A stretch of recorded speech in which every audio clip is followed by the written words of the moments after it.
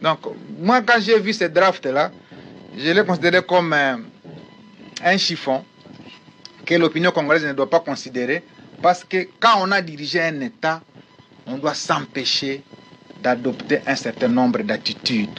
On doit avoir de l'honneur, on doit avoir une grandeur, on doit viser plus haut. À la place, quand on devient chef d'État congolais, ce qu'on doit viser, c'est d'être président de la Commission de l'Union africaine pour diriger les autres chefs d'État. C'est de viser de prendre la francophonie, parce que pour moi, c'est lui qui tient la francophonie ne mérite pas parce qu'on avait quitté la langue française. C'est de viser d'être secrétaire général de l'ONU. C'est ça les grands hommes. On ne peut pas être un grand homme pour dire à Nituri et au Nord Kivu, dans la partie Béni, il y a ceci, on va attaquer.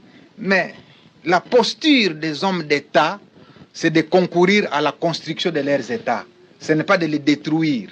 Moi, je voudrais lancer donc un message aux Congolais qui m'attendent en ce moment, qu'il s'agisse de ceux du Nord Kivu, du Sud Kivu et de l'ensemble de la République, que les gens qui se sont réunis autour d'un draft que vous avez vu dans l'opinion n'avaient que pour objectif de détourner l'attention de ce qui se fait ici aux États-Unis, qui est un fait mobilisateur pour relancer la constitution du pays, et que donc la RDC va se dresser contre toute personne qui va chercher à distraire sa marche vers l'émergence. Voilà, merci beaucoup, Monsieur le ministre Paluku.